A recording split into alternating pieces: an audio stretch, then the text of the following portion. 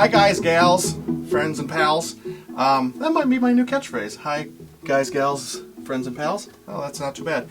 Welcome to Basement Boy, episode 5. This is a multi-part episode on ComicCon, and I'm going to get right into it with this. Is going to be Craig's Cool Corner again, the whole episode, and we're going to get a chance to see some of the things that I picked up, some of the comics. I'm going to call this section the comics. And at ComicCon they have exclusives, and you can only get them there. Obviously, that's what makes them exclusive, but they're sometimes pretty hard to get. In fact, my cousin Joe and I waited in line a good hour, 2 hours before the place even opened to get in there bright and early.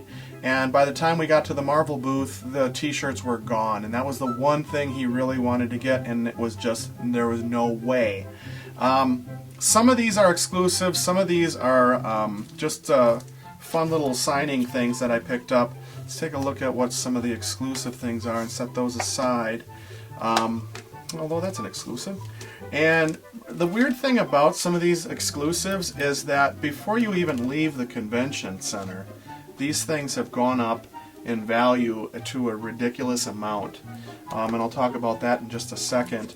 We'll start out with this one. This was one of the last ones that I purchased. It's a Creepshow comic, and I love the show, the Creepshow, the Stephen King Creepshow movies, because they were based on some of the old comic book stories and the styles of those stories that I loved so much.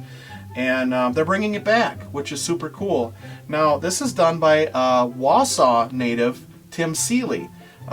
He is part of this process. He's now working with Heavy Metal as an editor, and he's also a writer for some of these things. He's a very talented person.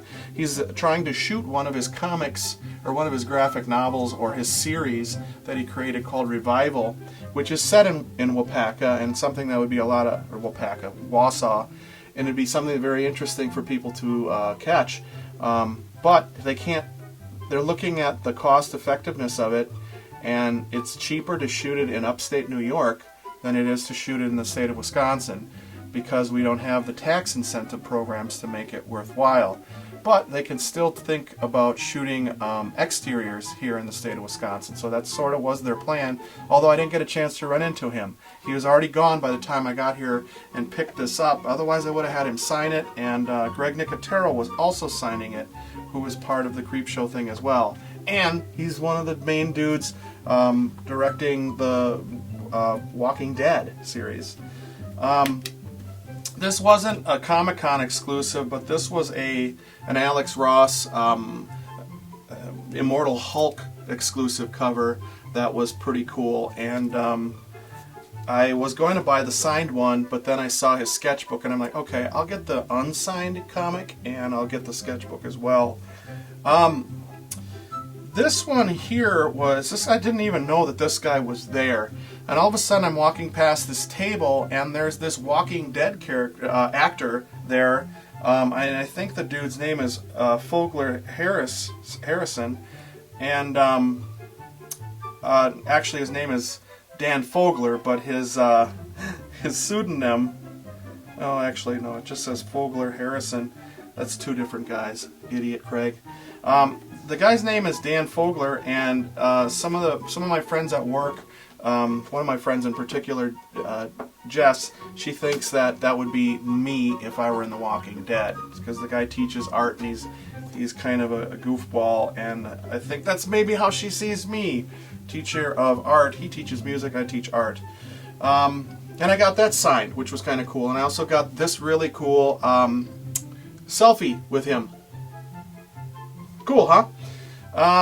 I love the work of Eric Powell, and this is a special Goon anniversary. He must have had a big old party in Nashville and printed these, and I picked up one because it's just a fun, I thought that was, cripes, he might have even drawn the Goon on there for me. I think he did. I didn't even know that. That's pretty cool. But anyways, oh, I found another comic. I forgot about that I had in here. Very nice. This one here is a special issue. Move on. Rick and Morty stuff. This is a Rick and Morty lenticular cover. Ooh, look at here. Mr. Poopy Butthole's there, and now he's gone. Now he's there, now he's gone. It's kind of an expensive special cover, but I thought it was pretty neat. And then I picked up 2 Rick and Morty newest issue, and that was an exclusive. And this baby here is the first appearance of Gluty in comics, which is a character we don't even know about yet. But this thing here was, I paid $10 for each copy, and it's already up to $35 online, which is crazy. I picked up a Starburns Industry comic. I admire those guys. I admire Dan Harmon and all the things that he's connected to, and picked up this to kind of get tied to that as well, and got a chance to have it signed by 2 of the writers. Wanted to talk to Dan Harmon, but I did not catch him at all. And then I found this really cool Virgin cover is what it's called when there's no lettering or writing on the front. I picked up 2. This is a lock and key book, and I'm not even sure what this is from, but I picked up 2, and I'm going to give 1 to my buddy Scott. And I think he's going to really like it. He's a big fan of that. He turned me onto it. Here's a little tiny comic called Forbidden Future, and the artwork of this caught my eye, so I picked that up. That was pretty cool. Flying through these now. Bitter Root is a new comic by a kind of a newcomer, Walker. David Walker? Sanford Green. Sanford Green is the artist. He was there signing these, and this is a kind of a winter special that was kind of cool to get. My buddy Sean McKeever, who was at one of my very first Comic-Cons, and actually he had a comic shop in Eagle River when he was younger, and he wrote a number of different comics, and he's a Wisconsin guy, and he actually was voted one of Marvel's Young Gun writers at one point, and I think the dude won a Eisner Award for his writing, which is a heck of an accomplishment. And he signed his new graphic novel, Outpost Zero, to Craig, which is super cool. And I didn't even know he was writing again. I thought that he was working on video games, and now he's back to that. And he wrote a little ashcan copy of it, and it says, "To Big Dumb Craig, I'll heart you, Sean." So that was pretty fun. And then I met a little boy, a little youngster, at a booth that kind of tied into the work that I'm doing. And he did a comic called Captain Clean to the Rescue, and got a chance to talk to him and one of his instructors, and who knows what type of a connection we can make with that group. Again, this is part 2 of my Comic-Con experience, and it was exhausting, it was exhilarating, it was motivating, it was inspiring, but I'm still digesting it, still absolutely digesting it.